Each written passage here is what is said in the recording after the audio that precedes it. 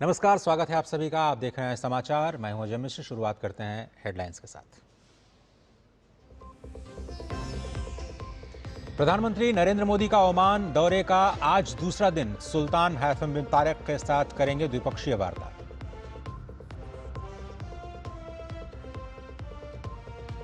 लोकसभा में विकसित भारत जी राम जी विधेयक पर कृषि और ग्रामीण विकास मंत्री देंगे चर्चा का जवाब।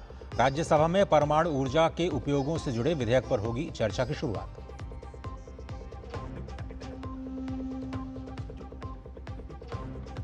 दिल्ली में आज से नॉन BS6 वाहनों की एंट्री बंद। राजधानी में नो पीयूसी नो फ्यूल नियम लागू। बिना पॉल्यूशन सर्टिफिकेट के वाहनों को नहीं मिलेगा पेट्रोल डीजल।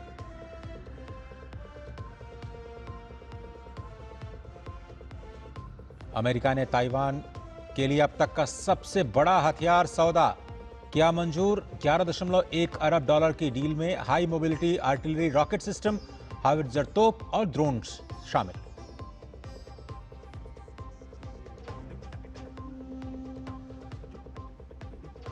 और बैडमिंटन वर्ल्ड टूर फाइनल्स में सात्विक चिराग ने जीत के साथ की अभियान की शानदार शुरुआत। भारतीय जोड़ी ने चीन की जोड़ी लियांग वांग को हराया। एक बार फिर से स्वागत है आप सभी का। शुरुआत करते हैं खबरों को विस्तार से देखने की और सबसे पहले प्रधानमंत्री के ओमान दौरे की बात करते हैं। प्रधानमंत्री नरेंद्र मोदी आज ओमान दौरे के दूसरे दिन सुल्तान हैथम बिन तारिक के साथ द्विपक्षीय वार्ता करेंगे। भारत और ओमान के बीच आज ऐतिहासिक आर्थिक साझेदारी मुक्त व्यापार समझौते यानी CEPA पर हस्ताक्षर भी किए जाएंगे। प्रधानमंत्री मोदी और ओमान के सुल्तान की उपस्थिति में केंद्रीय वाणिज्य और उद्योग मंत्री पीयूष गोयल और ओमान के वाणिज्य उद्योग और निवेश संवर्धन मंत्री कैस बिन मोहम्मद बिन मूसा अल यूसुफ इस समझौते पर हस्ताक्षर करेंगे। इसके अलावा आज प्रधानमंत्री मोदी बिजनेस फोरम के कार्यक्रम में हिस्सा लेंगे और भारतीय समुदाय के लोगों और छात्रों के साथ भी संवाद करेंगे। प्रधानमंत्री ने सोशल मीडिया पोस्ट में कहा कि ओमान और भारत के बीच अटूट मित्रता और गहरे ऐतिहासिक संबंध हैं। उन्होंने कहा कि इस यात्रा से सहयोग के नए रास्ते तलाशने के साथ साथ दोनों देशों के बीच संबंध और भी मजबूत होंगे। प्रधानमंत्री नरेंद्र मोदी को ओमान पहुंचते ही उप प्रधानमंत्री शाहब बिन तारिक के साथ बैठक हुई। दोनों नेताओं ने विभिन्न मुद्दों पर विचार विमर्श किया।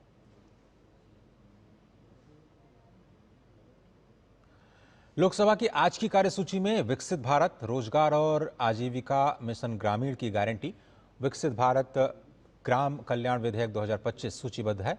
और केंद्रीय कृषि और किसान कल्याण मंत्री शिवराज सिंह चौहान आज सदन में विकसित भारत रोजगार और आजीविका मिशन ग्रामीण की गारंटी, इस विकसित भारत ग्राम कल्याण विधेयक 2025 पर चर्चा का जवाब देंगे। लोकसभा में कल देर रात तक इस विधेयक पर चर्चा जारी रही। इस चर्चा में अलग अलग पार्टियों के 98 सांसदों ने हिस्सा लिया। लोकसभा की कार्यवाही रात 1:35 तक चली और उसके बाद स्थगित कर दी गई। नया अधिनियम 20 साल पुराने महात्मा गांधी राष्ट्रीय ग्रामीण रोजगार गारंटी अधिनियम 2025 का स्थान लेगा। विधेयक का उद्देश्य साल 2047 तक विकसित भारत की राष्ट्रीय भविष्य योजना के अनुरूप ग्रामीण विकास के नया ढांचा स्थापित करना है। योजना के तहत श्रमिकों को दी जाने वाली राशि के लिए केंद्र सरकार अब 60% और राज्य सरकारें 40% का योगदान देंगी। पूर्वोत्तर और हिमालयी राज्यों में अनुपात 90 और 10% का होगा। लोकसभा की कार्यसूची में आज नियम 193 के तहत दिल्ली में वायु प्रदूषण के मुद्दे पर चर्चा किया जाना भी सूचीबद्ध है। नियम 193 के अधीन लोकसभा में अल्पकालिक चर्चा होगी। इस चर्चा को सदन में सांसद बांसुरी स्वराज, कनिमोझी, करुणानिधि और प्रियंका गांधी वाड्रा करेंगे। इस अल्पकालिक चर्चा का जवाब केंद्रीय पर्यावरण, वन और जलवायु परिवर्तन मंत्री भूपेंद्र यादव देंगे।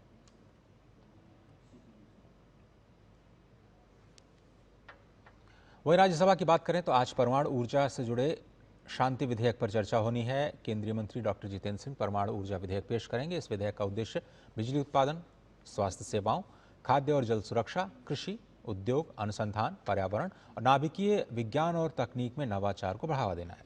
ये शांति विधेयक लोकसभा में पहले ही पारित हो चुका है। शिवराज सिंह चौहान राज्यसभा में नारियल विकास बोर्ड के निर्वाचन से जुड़ा भी प्रस्ताव रखेंगे। ये प्रस्ताव नारियल विकास बोर्ड नियम 1981 और नारियल विकास बोर्ड अधिनियम 1979 के प्रावधानों के अनुरूप है। इसके अलावा प्रश्नकाल में कई मंत्रालयों से जुड़े जवाब सवाल होंगे।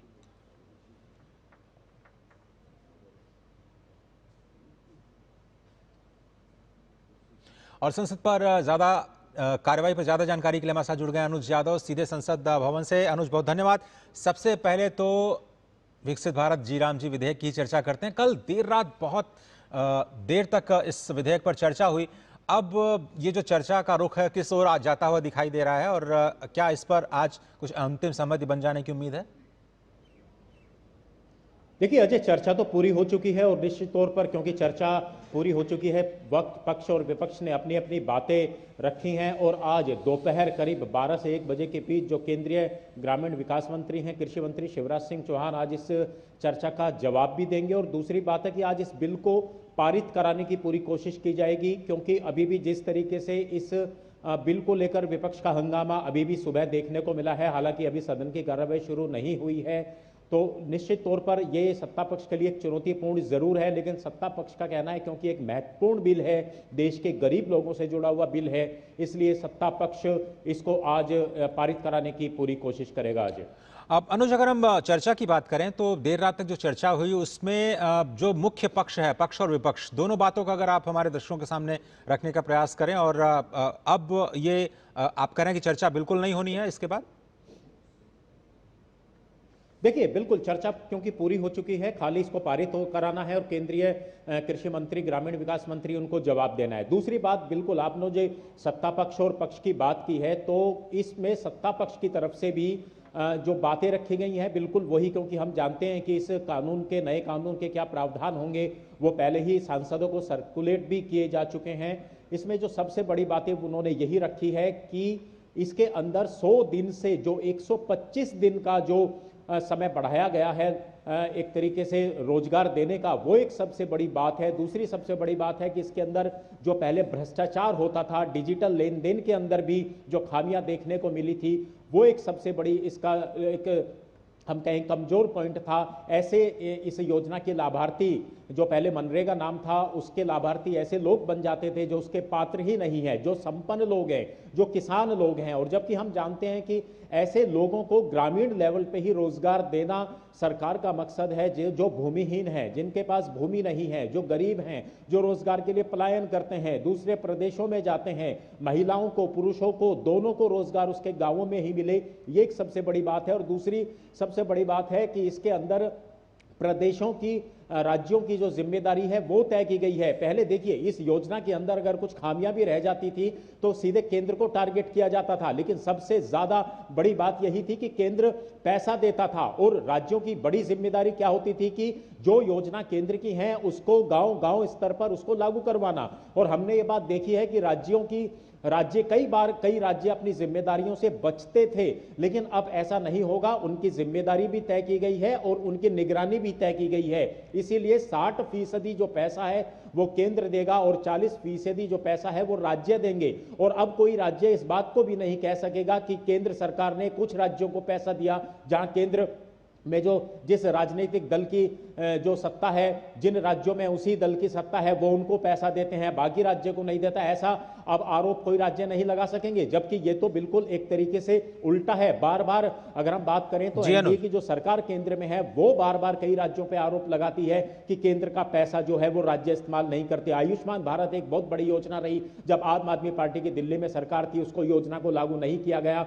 पश्चिम बंगाल के अंदर उस योजना को लागू नहीं किया गया। इसी तरीके से मनरेगा का जो पैसा राज्यों को केंद्र की तरफ से दिया जाता था वो पैसा पूरा इस्तेमाल नहीं होता था।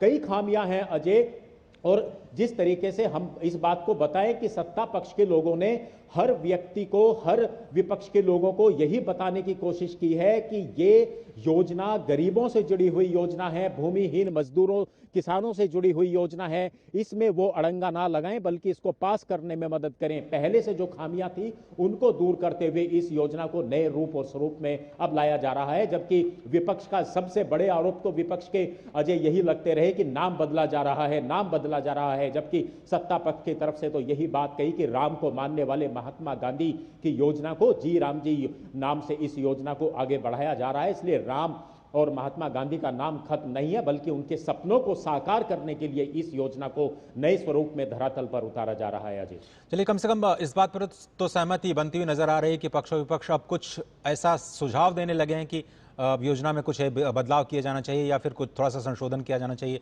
अपनी तरफ से सुझाव देते हुए नजर आए हैं। उस पर कितना विचार करेगी सरकार, वो तो चर्चा के दौरान ही पता चलेगा। एक और विषय है बहुत ही महत्वपूर्ण लोकसभा में आज जो लिस्टेड है अनुज, वह है दिल्ली एनसीआर में प्रदूषण का। इस पर भी चर्चा होने की उम्मीद है। क्या आपको लगता है कि इस पर भी कुछ हंगामा होने के आसार हैं?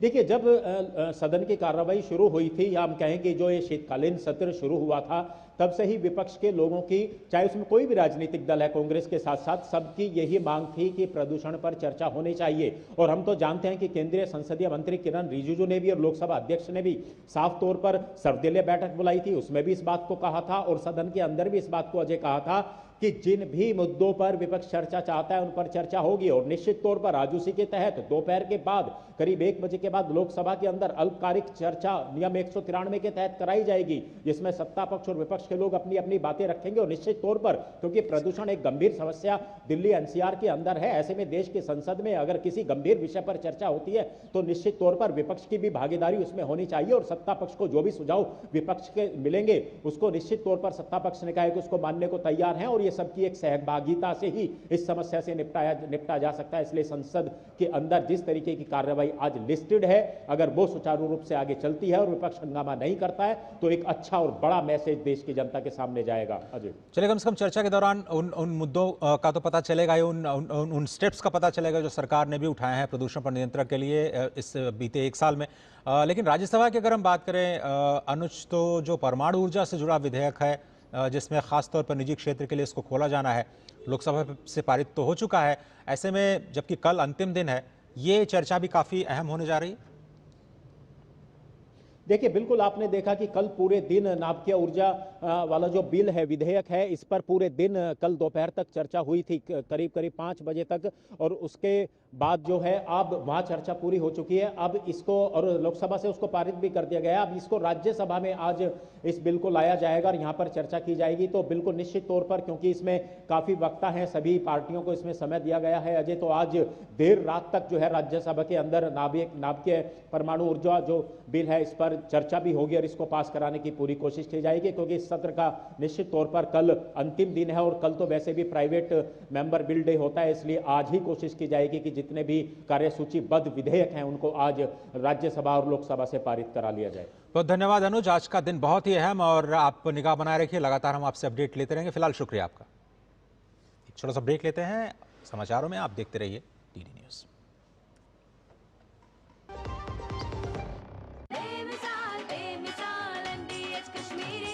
लाल रंग इसका अपार, तीखा कम है फिर भी स्वाद। बेमिसाल बेमिसाल MDH कश्मीरी, और कम डाल पर असली डाल। MDH कश्मीरी लाल मिर्च पाउडर। बेमिसाल बेमिसाल MDH कश्मीरी, MDH। चिंतामणि, क्यों इतनी चिंता करते हो? क्या खरपतवार से परेशान हो?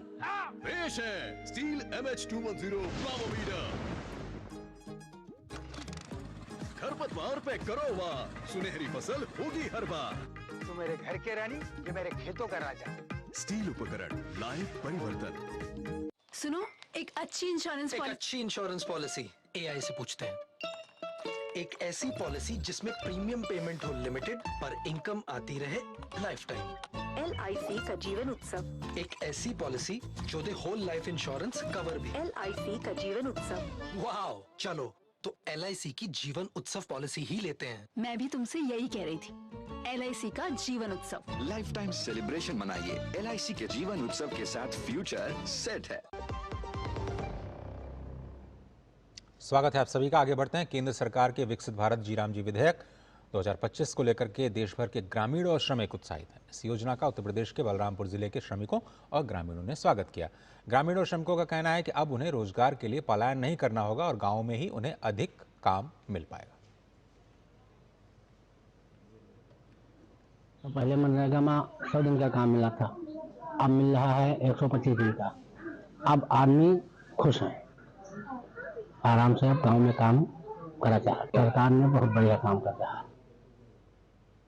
मनरेगा एक बहुत ही अच्छी योजना केंद्र सरकार द्वारा चलाई गई थी। मनरेगा से फायदा तो बहुत हुआ, पूरे प्रदेश को फायदा हुआ है, पूरे देश को फायदा हुआ है। जहाँ सड़कें नहीं थी, जहाँ तालाब नहीं थे, जहाँ निकास नहीं था, ये सारी चीजें हमको मनरेगा से मिली। पहले मनरेगा में 100 दिन का गारंटी काम मिलता था, लेकिन अब जो है सरकार ने 125 दिन का कर दिया है। इसलिए जो है जनता बहुत खुशहाल ही, यहाँ लेबर वर्ग जो है बहुत खुश है इससे। अब हम लोगों को बाहर नहीं जाना पड़ेगा। मनरेगा में 100 दिन का काम मिलता था, अब 125 दिन का काम हो गया है। इससे हम लोगों को बहुत बढ़िया है, बहुत खुशहाली है, और इसलिए हम तारीफ करते हैं सरकार की कि बहुत अच्छा काम किया है हम लोगों के लिए। अब यही तक 100 दिन का काम मिलता था सर, अब 125 दिन का काम मिलेगा। अब बहुत खुश हैं हम लोग इस काम देख करके, अब बहुत खुश हैं हम अपने गाँव ज्यादा से ज्यादा अपने गांव में काम करेंगे, हमको बाहर नहीं जाना पड़ेगा साहब। सरकार ने बहुत बढ़िया फैसला किया। 100 दिन का काम मिलता था लेबरों को, अब 125 दिन का काम मिलेगा लेबरों को। इससे बहुत संतुष्ट है लेबर, और ना बाहर लोग को जाना पड़ेगा, और श्रमिक अधिक से अधिक काम करेंगे, और इससे गांव का विकास भी होगा। मनरेगा बहुत अच्छा योजना है। इसके अंतर्गत पहले 100 दिन का रोजगार मिलता था, अब 125 दिन का रोजगार मिल रहा है। अब उनको अपने गांव में अधिक से अधिक काम मिलता है, रोजगार मिलता है, इसलिए अपने बच्चों का जीविका भी चला सकते हैं। वहीं इस विधेयक का उत्तराखंड के श्रमिक और ग्रामीण भी स्वागत कर रहे हैं। ग्रामीण और श्रमिकों का कहना है कि अब उन्हें रोजगार के लिए बाहर नहीं जाना पड़ेगा और गांव में ही उन्हें ज्यादा काम मिल पाएगा। ये जो है 100 दिन का काम मिलता था पहले, अब सरकार ने जो है कि मुझे जोनबा की 125 दिन का काम दिया, और जोनबा की हमारी जो गरीबी सहायता है वो हमारी मजबूती हो जाएगी, और जो है कि लाभ भी होगा हमें। और प्रधानमंत्री जी से बड़ी उम्मीद के साथ अच्छा लगा हमें कि जो 100 दिन की जगह 125 दिन की दिहाड़ी हो गई। अच्छी बात है, खुशी की बात है, गांव में काम मिल जाता है, हमारे रोजगार भी यही है, व्यवसाय है। 25 दिन और बढ़ गए तो वो तो बहुत खुशी की बात है। और ये मैं साथ साथ प्रधानमंत्री जी से कहना चाहूंगा कि जैसे 25 दिन और बढ़ा दिए, उसमें थोड़ा सा अगर दिहाड़ी और बढ़ जाए तो गाँव वालों के लिए थोड़ा अच्छा हो जाएगा। पहले 100 दिन के मिला था, अब 125 दिन के काम। अब गरीबों आदमी का हो सका आगे बढ़ जा। यहाँ जो मनरेगा का था वो जी राम जी सरकार की योजना, जी राम जी कर दिए गया है मनरेगा को, और इसमें 125 दिन दिहाड़ी है जो कि पहले 100 दिन हुआ करती थी, और 125 दिन इसमें मजदूरी मिल रही है मजदूरों को। तो क्षेत्रवासियों को जब ये खबर मिली तो उनको भी बहुत खुशी हुई। पहले भारत सरकार ने 100 दिन मनरेगा के काम करने के लिए देती थी, अब भारत सरकार ने उसमें बदलाव किया है, 125 दिन है। हमारे गांव में जो हमारी बहनें भाई या बुजुर्ग जो भी मनरेगा में 100 दिन काम करते थे, वो 125 दिन काम मिलेगा। उन्हें बाहर जाने की आवश्यकता नहीं पड़ेगी, अब उन्हें यहाँ पे रोजगार मिलेगा, और पहले से अपेक्षा उनकी आर्थिक स्थिति मजबूत होगी। उत्तराखंड के उधम सिंह नगर जिले के विकास अधिकारी सुशील कुमार डोभाल का कहना है कि योजना भारत सरकार की एक महत्वाकांक्षी योजना है जो ग्रामीण परिवेश के लोगों को रोजगार उपलब्ध कराने में अहम भूमिका अदा करेगी। केंद्र सरकार ने 100 दिनों की जगह अब 125 मानव दिवस करके एक अच्छा कदम उठाया। महात्मा गांधी मनरेगा योजना एक महत्वाकांक्षी योजना है जिससे ग्रामीण क्षेत्र की इकोनॉमी में बहुत ज़्यादा प्रभाव पड़ा है, और जब अन्यत्र कहीं रोजगार उपलब्ध नहीं होता है तब हम लोग ग्रामीणों को रोजगार उपलब्ध कराते हैं, जिनके द्वारा जॉब कार्ड प्राप्त किया गया है। अभी तक प्रतिवर्ष प्रत्येक परिवार को 100 दिन का रोजगार दिया जा रहा था।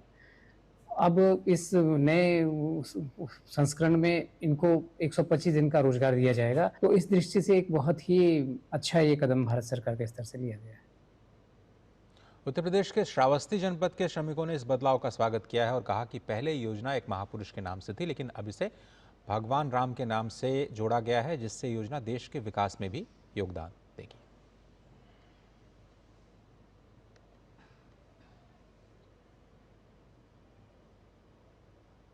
धन्यवाद सरकार को। हम लोग को पहले 100 दिन काम मिलता था, अब 125 दिन मिलेगा हम लोग को, और सीख हुआ। सरकार ने अच्छा किया जो हमारे लोग के लिए। स्वागत करते हैं सरकार की, जो नाम बदले ठीक है। पहले परसोत्तम उनका नाम था महापुरुष का, भगवान राम का नाम है, ठीक है। बहुत अच्छा है, स्वागत है मोदी जी का। पहले 100 दिन काम करते थे, अब 125 दिन हो गया है, अच्छा है। पहले महापुरुषों का नाम था, अब हमारे राम जी का नाम है, अच्छा है। जो किया सरकार ने उसका हम स्वागत करते हैं। में बहुत बड़ी गति होगी और 25 दिन का जो काम बढ़ा दिया उससे और भी गति होगी। सरकार की हम लोग सराहना करते हैं। सरकार ने एक चीज़ बहुत सराहना वाला काम किया है, जो 100 दिन का मानव दिवस था उसको 125 से 150 कर दिया है। ये बहुत स्वागत योग्य है। प्रधानमंत्री जी ने जो नाम बदला है उसके लिए मैं स्वागत करता हूँ। बहुत अच्छा है, बहुत ठीक है और काफ़ी दिन से जो है नाम चल रहा था, नाम बदल गया, अच्छी बात है। बुलेटिन में एक छोटा सा ब्रेक लेते हैं, देखते रहिए डीडी न्यूज़। चिंतामणि, क्यों इतनी चिंता करते हो? क्या खरपतवार से परेशान हो? पेश है स्टील MH210 प्लामोमीटर। खरपतवार पे करो वार, सुनहरी फसल होगी हर बार। तू मेरे घर के रानी, ये मेरे खेतों का राजा। स्टील उपकरण लाए परिवर्तन। मेरी पसंद, मेरी पसंद, मेरी पसंद, मेरी पसंद, हमारी पसंद, हम सबकी पसंद। मजबूत देश का मजबूत सरिया हो गया स्टील। हाँ बोल बेटा करण। क्या? जिंदगी की रोज की दौड़ में हम अक्सर चीजें भूल जाते हैं। अंकल, पर अच्छा लगता है जब कोई आपका ख्याल रखता है, जैसे कि RBI ख्याल रखता है आपके अनक्लेम डिपॉजिट्स का। अनक्लेम डिपॉजिट मतलब? वो बैंक खाते जिसमें 10 साल या उससे अधिक से कोई लेन देन न हुआ हो। ऐसे खाते RBI के DEA फंड में चले जाते हैं। अपने बैंक के किसी भी शाखा में जाकर अपना KYC अपडेट कराइए और अपना अनक्लेम डिपॉजिट वापस पाए। RBI कहता है जानकार बनिए, सतर्क रहिए। दिल्ली में गंभीर वायु प्रदूषण को देखते हुए दिल्ली सरकार ने सख्त कदम उठाने का फैसला लिया है। आज से दिल्ली में नो PUC नो फ्यूल नियम सख्ती से लागू हो गए हैं। यानी जिन वाहनों के पास वैध प्रदूषण नियंत्रण प्रमाण पत्र नहीं होगा उन्हें पेट्रोल, डीजल या फिर CNG नहीं मिलेगी। पर्यावरण मंत्री मनजिंदर सिंह सिरसा ने एजेंसियों, पेट्रोल पंप ऑपरेटर्स और पुलिस को पहले दिन से ही इसका पालन करने के लिए कड़े निर्देश जारी कर दिए हैं। इसे लागू करने के प्लान के तहत बिना valid pollution under control certificate यानी PUCC वाली गाड़ियों को दिल्ली के पेट्रोल पंपों पर फ्यूल नहीं दिया जाएगा। साथ ही दिल्ली के बाहर रजिस्टर्ड नॉन BS6 गाड़ियों को शहर में आने से रोक दिया जाएगा। अधिकारियों के मुताबिक बॉर्डर पॉइंट समेत 126 चेक पॉइंट्स पर 580 पुलिस वाले तैनात रहेंगे, जिन्हें 37 प्रखर वैन का सपोर्ट मिलेगा। ट्रांसपोर्ट डिपार्टमेंट भी एनफोर्स टीमें लगा रहा है। पेट्रोल पंप्स और ख़ास एंट्री पॉइंट्स पर तैनात रहेंगी ये टीमें। बता दें कि दिल्ली में ग्रैप 4 नियम लागू हो गए हैं। वहीं दिल्ली सरकार ने ग्रैप पाबंदियों से प्रभावित कंस्ट्रक्शन वर्कर्स के लिए 10,000 रुपए के मुआवजे की घोषणा की है। लेकिन ग्रैप 3 के तहत अब दिल्ली में कंस्ट्रक्शन का काम पूरी तरह से बंद कर दिया गया था, तो मजदूरों पर भी इसका बुरा असर पड़ा था। इसे देखते हुए दिल्ली के श्रम मंत्रालय ने फैसला लिया कि सभी रजिस्टर्ड और वेरीफाइड कंस्ट्रक्शन मजदूरों को डायरेक्ट बेनिफिट ट्रांसफर DBT के जरिए ग्रैप 3 मुआवजे के तौर पर 10,000 रुपये दिए जाएंगे।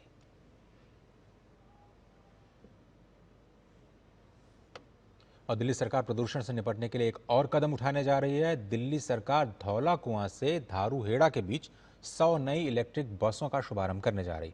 इन नई मॉडर्न इलेक्ट्रिक बसों को मुख्यमंत्री रेखा गुप्ता और परिवहन मंत्री डॉक्टर पंकज कुमार सिंह की मौजूदगी में हरी झंडी दिखाकर रवाना किया जाएगा। दूरदर्शन संवाददाता मोहित शुक्ला की रिपोर्ट देखिए। राजधानी दिल्ली को 100 लो फ्लोर इलेक्ट्रिक बसों का तोहफा मिलने जा रहा है, जिसकी शुरुआत CM रेखा गुप्ता और परिवहन मंत्री पंकज सिंह कश्मीरी गेट ISBT से हरी झंडी दिखाकर करेंगे। आपको बता दें कि ये नई बसें लो फ्लोर पूरी तरह से वातानुकूलित हैं। साथ ही इनमें CCTV कैमरे, panic button, real time tracking system और दिव्यांगजनों के लिए विशेष सुविधाएं उपलब्ध हैं। इसमें यात्रियों की सुरक्षा और आराम का पूरा ख्याल रखा गया है। तो चलिए आपको बताते हैं कि इन बसों का नया रूट क्या होगा। बस धौला कुआं से शुरू होकर HR राजौकरी बॉर्डर, गुरुग्राम, खेड़की दौला, रामपुरा, मानेसर, पंचगांव, व्यासपुर, सिद्धरावली होते हुए धारूहेड़ा तक जाएगी। इस सेवा के शुरू होने से गुरुग्राम, मानेसर, धारूहेड़ा के औद्योगिक क्षेत्र में काम करने वाले कर्मचारी, छात्र और दैनिक यात्री सबसे ज्यादा लाभान्वित होंगे। निजी वाहनों की बजाय अब उन्हें आरामदायक, सुरक्षित और किफायती बस यात्रा का विकल्प मिलेगा। ये बसें धौला कुआं से धारूहेड़ा के लिए सुबह 6:30 बजे से शुरू होकर 7, साढ़े 7 बजे और दोपहर 2:45, 3:15 और 3:45 पर रवाना होंगी। वहीं धारूहेड़ा से धौला कुआं के लिए सुबह 9:45, 10:15, 10:45 और शाम 6 बजे, 6:30 बजे और 7 बजे उपलब्ध होंगी। पीक आवर्स में यात्रियों को विशेष सुविधा मिलेगी। डीडी न्यूज के लिए दिल्ली से मोहित शुक्ला की रिपोर्ट। और ज़्यादा जानकारी के लिए हमारे साथ जुड़ रहे हैं दीपक रावत, हमारे संवाददाता। दीपक, बहुत धन्यवाद।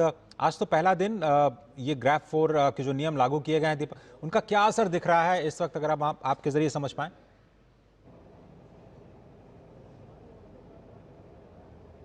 देखिए, आज थोड़ी सख्ती ज़्यादा है क्योंकि सरकार अब ये मान के चल रही है कि लोगों को अवेयर करने की जो कैंपेन चलाई गई थी उससे लोग काफ़ी हद तक चीज़ों को समझ चुके हैं। लेकिन सख्ती किस तरह की है ये मैं आपको बॉर्डर की एक तस्वीर दिखाता हूँ। ये दिल्ली नोएडा का बॉर्डर है, चिल्ला बॉर्डर, और यहाँ पर जो कि पुलिस, ट्रैफिक पुलिस के जो कर्मचारी है उनकी तैनाती इस वक्त इसलिए बढ़ा दी गई है क्योंकि आज से एक नियम लागू हो गया है। नियम ये कहता है कि BS6 से नीचे का अगर इंजन है आपकी गाड़ी का और दिल्ली रजिस्टर्ड आपकी गाड़ी नहीं है, यानी कि अब यूपी रजिस्टर्ड है, हरियाणा रजिस्टर्ड है या दूसरे राज्यों की रजिस्टर्ड गाड़ियां हैं और BS6 से नीचे इंजन अगर आपकी गाड़ी का है तो आपकी गाड़ी को दिल्ली में प्रवेश नहीं दिया जाएगा। इसलिए ये टीमें आप देखिए, दिल्ली ये जो ट्रैफिक पुलिस की टीमें हैं ये हर गाड़ी पर नजर रखे हुए हैं और जो गाड़ी उन्हें लगता है कि BS6 के इंजन की नहीं है, उससे नीचे के इंजन की, उसको ये इसी तरीके से रोकते हैं, चेक करते हैं उस नंबर को कि उसका कौन सा इंजन है और वो दिल्ली रजिस्टर्ड है या नहीं है। उसके बाद उस गाड़ी को आगे जाने दिया जाता है और अगर जबरन कोई जाने की कोशिश करता है तो उससे चालान भी यहाँ पर काटा जा रहा है। सुबह से 2-3 चालान भी काटे जा चुके हैं, लेकिन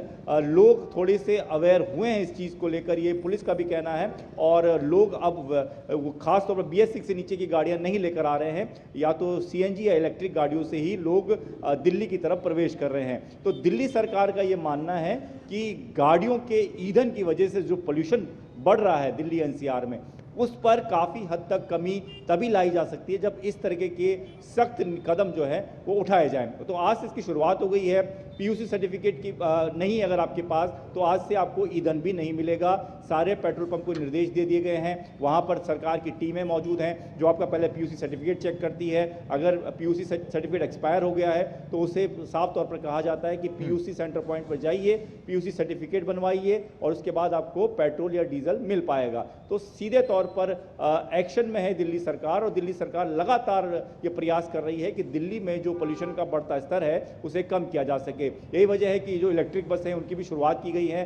पब्लिक ट्रांसपोर्ट को बढ़ाने की कवायद है ताकि लोग इन दिनों, जिन दिनों पोल्यूशन का स्तर ज़्यादा होता है उन दिनों कम से कम पब्लिक ट्रांसपोर्ट का ज़्यादा से ज़्यादा इस्तेमाल करें ताकि जो गाड़ियों के ईंधन की वजह से प्रदूषण की जो समस्या है उससे निजात मिल सके। दीपक, मुझे लगता है कि इस पे बहुत बड़े जुर्माना राशि का भी प्रावधान किया गया। शायद 20,000 रुपये का जुर्माना देना होगा अगर आप non BS6 non daily registered गाड़ी लेकर के आ रहे हैं, या तो फिर आपको बॉर्डर से ही वापस लौटना पड़ेगा, ऐसा है?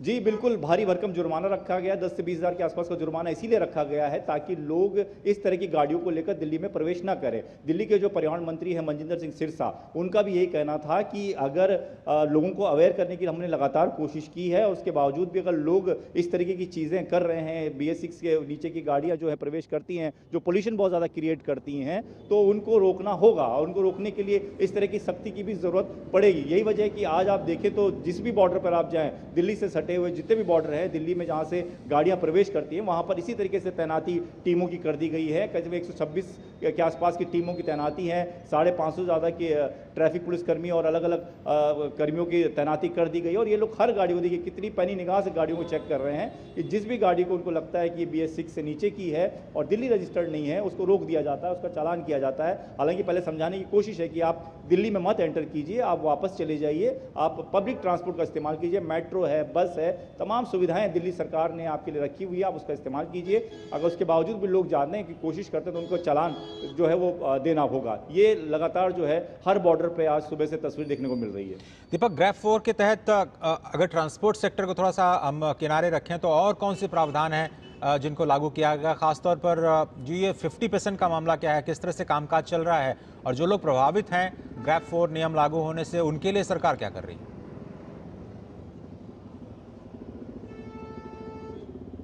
खास तौर पर देखिए दिल्ली में कंस्ट्रक्शन बहुत होता है, दिल्ली के आसपास कंस्ट्रक्शन बहुत ज़्यादा होता है, तो ग्रैब 2 के बाद से ही जो कंस्ट्रक्शन जो जहाँ जहाँ पर होता है उस पर पूरी तरह से पाबंदी लगा दी जाती है। ये कहा जाता है कि कंस्ट्रक्शन साइट पर कोई काम नहीं होगा। इससे सबसे ज़्यादा प्रभावित होते हैं वो लोग जो कि वहाँ पर मजदूरी करते हैं, लेकिन इसका भी दिल्ली सरकार ने विशेष ध्यान दिया है। दिल्ली सरकार के मंत्री कपिल मिश्रा ने कल प्रेस कॉन्फ्रेंस कर साफ तौर पर कहा कि ग्रैब 3 लागू होने के बाद ये कम से कम 16 दिन इस चीज़ को हो चुके हैं। जब ग्रैब 3 लागू होता है, कभी हटता है, लेकिन उससे मजदूर प्रभावित होते हैं, तो 16 दिनों तक वो काम नहीं कर पाए, इसलिए उनके खाते में 10-10 हज़ार रुपए जो है वो सरकार भेजेगी। जो रजिस्टर्ड मजदूर है, जो दिल्ली सरकार के पोर्टल पर रजिस्टर्ड मजदूर है, अगर नहीं भी है तो रजिस्टर अपने आप को करवा ले, उनके भी खाते में डाल दिए जाएंगे। ये सीधा तौर पर दिल्ली सरकार का कहना है। दिल्ली सरकार ने यह भी कह दिया है कि क्योंकि अभी पोल्यूशन की स्थिति लगातार बनी हुई है, पोल्यूशन बढ़ रहा है, ग्रैब 4 भी अब लागू हो चुका है, तो ऐसे में अगर आने वाले दिनों में भी कंस्ट्रक्शन का काम बंद रहता है, उन्हें मजदूरी नहीं मिलती है,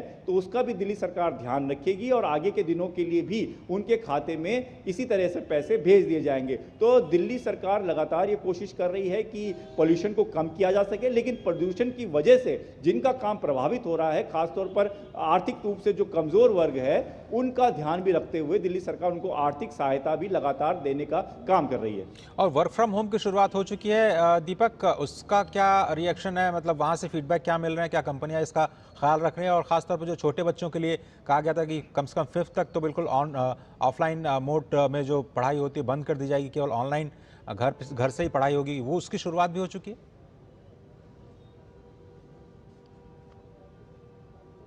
जी बिल्कुल, 2-3 कदम और भी हैं जिनका जिक्र करना चाहेंगे। एक तो वर्क फ्रॉम होम का जिक्र जैसा आपने किया, 50% वर्क जो है कर्मचारी जो है वो काम कर सकते हैं, उससे ज़्यादा की कैपेसिटी में काम नहीं कर पाएंगे। ये सीधे तौर पर निर्देश न सिर्फ सरकारी दफ्तरों के लिए हैं, बल्कि जो निजी दफ्तर हैं, प्राइवेट दफ्तर हैं, उनके लिए भी कहा गया है। तो 50% के साथ कैपेसिटी के साथ ही आप काम कर पाएंगे, और अगर इसका पालन नहीं किया जाता तो उसके खिलाफ भी बड़ी कार्रवाई की जाएगी। ये साफ निर्देश जो हैं वो प्राइवेट कंपनियों को भी दे दिए गए हैं दिल्ली सरकार की तरफ से। जहां तक स्कूली बच्चों की बात है तो 5वीं क्लास तक को ऑनलाइन क्लास कर दिया गया है। छोटे बच्चों पर इसका ज़्यादा असर पड़ता है, इसलिए उनको सीधे तौर पर ऑनलाइन उनकी पढ़ाई चल रही है, स्कूल बंद है उनके लिए। लेकिन 5वीं और 12वीं तक के बच्चों के लिए हाइब्रिड मोड रखा गया है। हाइब्रिड मोड पिछली बार जब ग्रैब के नियमों की बार बार चीज़ें बदल रही थी तो उसमें एक संशोधन किया गया था, कोर्ट में भी मामला गया था। हाइब्रिड मोड का मतलब ये होता है कि अगर आप पेरेंट्स चाहें, स्कूल चाहें, तो कोई बच्चा अगर स्कूल में जाकर पढ़ना चाहता है तो वो जाकर पढ़ सकता है, नहीं तो उसको घर पर भी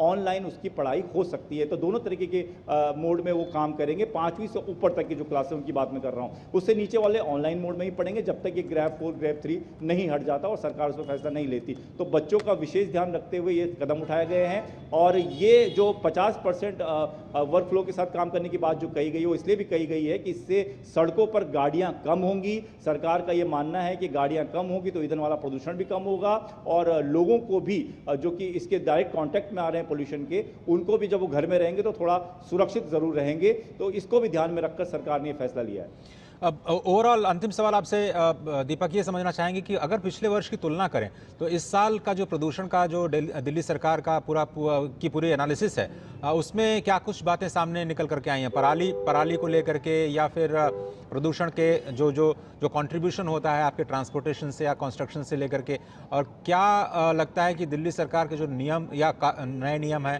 या जो कदम उठा रही है उसका सकारात्मक असर प्रदूषण के मानकों पर भी दिखाई देगा आगे आने वाले समय में?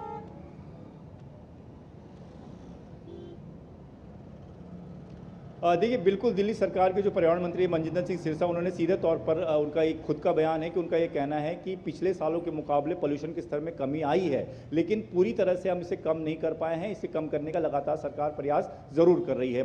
सरकार ने कोशिश की कि लगातार जिस तरीके के हम नियम देख रहे हैं लागू कर रहे हैं, सख्ती से उनका पालन करवाया जा रहा है। जगह जगह छिड़काव भी करा रही है सरकार।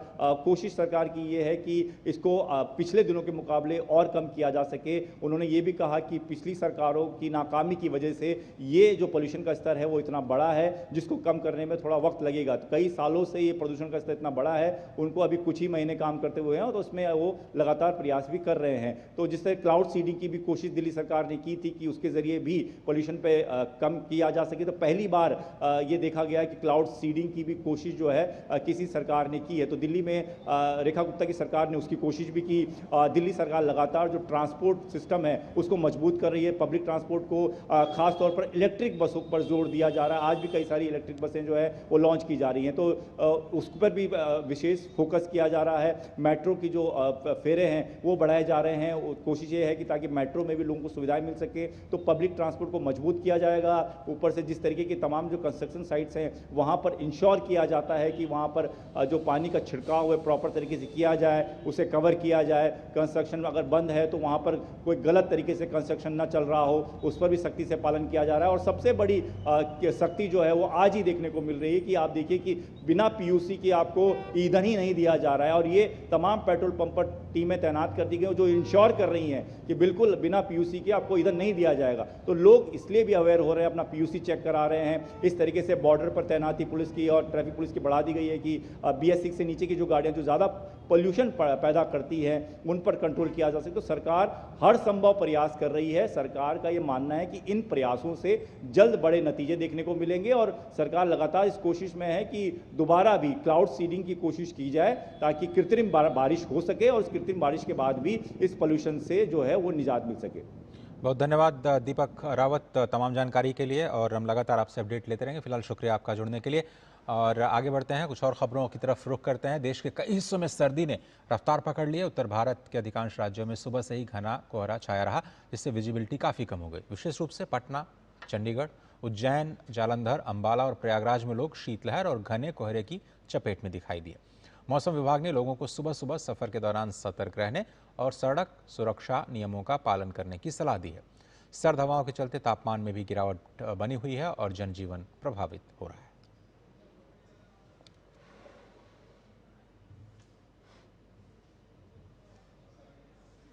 वहीं उत्तर प्रदेश के मुख्यमंत्री योगी आदित्यनाथ ने प्रदेश में घने कोहरे और कड़ाके की ठंड को देखते हुए अधिकारियों को अलर्ट मोड में रहने का निर्देश जारी किया है। मुख्यमंत्री ने मंडलायुक्त, IG, जिलाधिकारी, पुलिस, ट्रैफिक पुलिस और नगर निकायों के अधिकारियों से जनजीवन, यातायात और निराश्रितों की सुरक्षा को लेकर कड़ी निगरानी रखने की बात कही। उन्होंने स्पष्ट रूप से निर्देश दिया कि किसी भी स्तर पर लापरवाही बर्दाश्त नहीं की जाएगी। साथ ही सीएम ने सड़क सुरक्षा को लेकर जरूरी कदम उठाने के भी निर्देश दिए। एक्सप्रेसवे पर पेट्रोलिंग बढ़ाना, ब्लैंक स्पॉट पर अतिरिक्त सतर्कता बरतने, 24/7 क्रेन्स और एम्बुलेंस की व्यवस्था सुनिश्चित करने, टोल प्लाजाज पर लाउडस्पीकर से कोहरे की चेतावनी देने और ओवर स्पीडिंग पर सख्त कार्रवाई करने का भी निर्देश दिया गया है। इसके साथ ही निराश्रितों को रैन बसेरों तक पहुंचाने और गौशालाओं में भी अलाव की व्यवस्था करने के निर्देश दिए गए हैं। बुलेटिन में फिलहाल एक और ब्रेक का वक्त हो चला है, आप देखते रहिए समाचार। अदरक की हुई कुटाई, चाय की पतीली चढ़ाई, ऐसी बनी चाय। सिर्फ अदरक से चाय का स्वाद नहीं आएगा। नहीं आएगा बेटा, चाय का असली टेस्ट MDHT+ से ही आएगा। लौंग, हरी इलायची से भरपूर MDH थिंकर्स मसाला। मसाले सच MDH। चिंतामणि, क्यों इतनी चिंता करते हो? क्या खरपतवार से परेशान हो? पेश है स्टील MH210 फ्लावोवीडर। खरपतवार पे करो वार, सुनहरी फसल होगी हर बार। तू मेरे घर के रानी, ये मेरे खेतों का राजा। स्टील उपकरण लाए परिवर्तन। जब धरती चीर कर निकलता है लोहे का पत्थर और मिलता है मोंगिया के जोश से, फिर तपता है, पिघलता है और बनता है फौलाद। अब होता है सरिया सारी खूबियों के साथ। मोंगिया स्टील, मजबूत देश का मजबूत सरिया। पश्चिम बंगाल में औद्योगिकीकरण को लेकर ममता बनर्जी सरकार पर निशाना साधते हुए विपक्ष के नेता शुभेंदु अधिकारी ने कहा कि मुख्यमंत्री का विश्व वाणिज्य सम्मेलन BGBS पूरी तरह से एक फ्लॉप शो है। भाजपा का दावा है कि अब तक राज्य में जितने भी वाणिज्य सम्मेलन हुए उनमें कुल मिलाकर 500 करोड़ रुपए से ज्यादा खर्च हो गए, लेकिन हकीकत में 1 रुपए का भी निवेश नहीं आया। पश्चिम बंगाल शिल्पेर स्मशान भूमि, यानी उद्योगों का स्मशान घाट नाम से एक पुस्तिका जारी करते हुए शुभेंदु अधिकारी और श्रमिक भट्टाचार्य ने बताया कि 2015 से 2024 के बीच कुल 20 लाख करोड़ रुपए के निवेश की घोषणा की गई थी और 800 MOUs पर हस्ताक्षर कहने की बात भी कही गई थी, लेकिन जमीन पर इनका क्रियान्वयन कहीं नजर नहीं आ रहा। शुभेंदु अधिकारी का कहना है कि राज्य में जो भी थोड़ा बहुत निवेश हुआ है वो प्रधानमंत्री नरेंद्र मोदी की वजह से हुआ है। मुद्रा योजना जैसी परियोजनाएं हो या फिर रेलवे, हाईवे, बंदरगाह और हवाई अड्डे, ये सब केंद्र के निवेश की वजह से ही संभव हो पाया। 20 लाख करोड़ का मऊ हुआ, कम से कम 800 मऊ हुआ, लेकिन इम्प्लीमेंटेशन का पार्ट 0 है। नो बड़ा इंडस्ट्री यहाँ आया। इकोनॉमी, बिजनेस, इंडस्ट्री का हालत बहुत गंभीर है। बंगाल छोड़ के जो नौजवान भाग रहा है दूसरा प्रदेश में, नौकरी नहीं है, रेवेन्यू, स्टेट रेवेन्यू नहीं आ रहा है, इंफ्रास्ट्रक्चर डेवलपमेंट नहीं हो रहा है। विश्व Bangla convention centre 200 crore spend करके सरकार बनाया ये सब करने के लिए। आज दूसरा ऑडिटोरियम उनका घर का नजदीक धनाधन में कर रहा है। ये भी एक उनका जो कमजोरी है सरकार का, ये भी इसमें प्लेस चूजन करने के साथ भी आ रहा है। आवारा कुत्तों और सड़क पर मवेशियों की मौजूदगी से जुड़े मामले पर आज सुप्रीम कोर्ट सुनवाई करेगा। पिछली सुनवाई में सुप्रीम कोर्ट ने देश भर में सभी स्कूल, कॉलेजों, अस्पतालों, स्पोर्ट्स कॉम्प्लेक्सेस, बस डिपोज, रेलवे स्टेशन से आवारा कुत्तों को हटाने का निर्देश दिया था। कोर्ट ने कहा था कि वैक्सीनेशन और स्टेरिलाइजेशन के बाद भी आवारा कुत्तों को शेल्टर होम में ही रखा जाए। इसके साथ सुप्रीम कोर्ट ने सड़कों, स्टेट नेशनल हाईवे से आवारा मवेशियों को भी हटाने के लिए स्पेशल ड्राइव चलाने का निर्देश जारी किया था।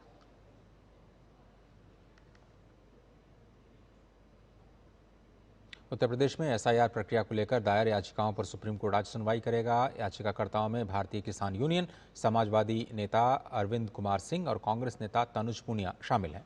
याचिकाओं ने SIR के लिए 3 महीने का वक्त दिए जाने की मांग की गई है। याचिका में कहा गया है कि उत्तर प्रदेश में 4 हफ्ते में SIR कराना प्रशासनिक रूप से असंभव है। 15 करोड़ 35 लाख मतदाताओं वाले राज्य में SIR के लिए इतना कम समय देने के चलते बड़े पैमाने पर लोगों के नाम कट जाने का खतरा है। छत्तीसगढ़ के सुकमा जिले के थाना गोलापल्ली क्षेत्र में जंगल पहाड़ी इलाके में DRG और माओवादियों के बीच मुठभेड़ हुई है। इस मुठभेड़ में 3 माओवादियों के मारे जाने की सूचना है। वहीं मौके से हथियार भी बरामद किए गए हैं। इस कार्रवाई को सुरक्षा बलों की बड़ी सफलता माना जा रहा है। गोलापल्ली क्षेत्र में जंगल पहाड़ी में माओवादियों की मौजूदगी की पुख्ता सूचना मिलने पर DRG के जवान सर्च ऑपरेशंस के लिए निकले थे। इसी दौरान माओवादियों से आमना सामना होने पर यह मुठभेड़ शुरू हुई। दिल्ली की मुख्यमंत्री रेखा गुप्ता ने सुप्रीम कोर्ट मेट्रो स्टेशन पर स्थापित अत्याधुनिक दिल्ली मेट्रो संग्रहालय का औपचारिक उद्घाटन किया। इस अवसर पर दिल्ली सरकार के परिवहन मंत्री डॉक्टर पंकज कुमार सिंह, दिल्ली के मेट्रो के प्रबंध निदेशक डॉक्टर विकास कुमार भी मौजूद रहे। करीब 12,000 वर्ग फुट क्षेत्रफल में इस संग्रहालय को प्रथम चरण में विश्व के प्रतिष्ठित मेट्रो संग्रहालयों के अनुरूप ही विकसित किया गया है, जिसमें उन्नत प्रदर्शन प्रणालियां और इंटरैक्टिव अनुभव भी उपलब्ध कराए गए हैं। दिल्ली मेट्रो नेटवर्क की ब्लू लाइन पर स्थित सुप्रीम कोर्ट मेट्रो स्टेशन पर होने की वजह से लोग आसानी से यहां पहुंच सकते हैं। ये संग्रहालय 19 दिसंबर यानी शुक्रवार से आम जनता के लिए खोल दिया जाएगा। क्या कुछ खासियत है इस संग्रहालय की, इसका जायजा लिया हमारे संवाददाता गिरीश निशान। दिल्ली के सुप्रीम कोर्ट मेट्रो स्टेशन के नीचे बनाया गया है दिल्ली मेट्रो संग्रहालय। क्या खासियत है इस संग्रहालय की, आइए जायजा लेते हैं। यहाँ 10 रुपए की टिकट लेने के बाद आप इसके अंदर प्रवेश कर सकते हैं।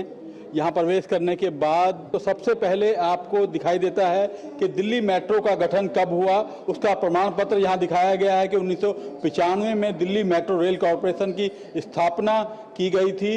यहाँ आप देख सकते हैं कि किस तरह से ब्लू लाइन का काम हुआ है, वो किस तरह से बिल्कुल घिरे हुए आबादी के बीच में से दिल्ली मेट्रो को निकाला गया है। इंटरैक्टिव रूट मैप के साथ यहाँ दिखाया गया है कि किस तरह से दिल्ली मेट्रो की जर्नी रही है। यहाँ दिखाया गया है कि किस तरह से टनल बोरिंग मशीन काम करती है और ये भी दिखाया गया है कि किस तरह से यहाँ पर सुरंग बनाई गई है। तो हम भी इसका अनुभव लेते हैं। Experience the thrill of driving A metro train. इस पूरे म्यूजियम का सबसे आकर्षण का केंद्र ये ड्राइविंग है, यानी कि आप अगर मेट्रो के इस म्यूजियम में आ रहे हैं तो किस तरह से मेट्रो चलती है, उसको किस तरह से चलाया जाता है, वो ट्रैक के ऊपर यहाँ पर आप खुद भी चला सकते हैं। यहाँ पर बैठकर आप मेट्रो को चलाने का अनुभव ले सकते हैं। यहाँ आप देख सकते हैं मैं मेट्रो इस समय चला रहा हूँ और हॉर्न भी मैंने दिया है कि किस तरह से हॉर्न दिया है, कितनी स्पीड में जा रही है। और ये मैं अगर रोकना चाहता हूँ तो देखिए मैंने ये मेट्रो रोक भी दी है। अगर आप लाल किला, लोटस टेम्पल और बंगला साहिब को एक साथ देखना चाहते हैं तो यहाँ पर देख सकते हैं कि किस तरह से दिल्ली मेट्रो का जाल पूरी दिल्ली में बिछा हुआ है और किस तरह से यहाँ पर जो दिल्ली मेट्रो की लाइनें हैं पर्यटक स्थलों को भी जोड़ रही हैं। यहाँ पर ऑपरेशन कंट्रोल सेंटर भी बनाया गया है कि किस तरह से पूरी दिल्ली में कहाँ कहाँ पर मेट्रो हैं और कहाँ कहाँ पर कोई फॉल्ट भी अगर आया है दिल्ली मेट्रो में तो यहीं बैठकर पता लगाया जा सकता है।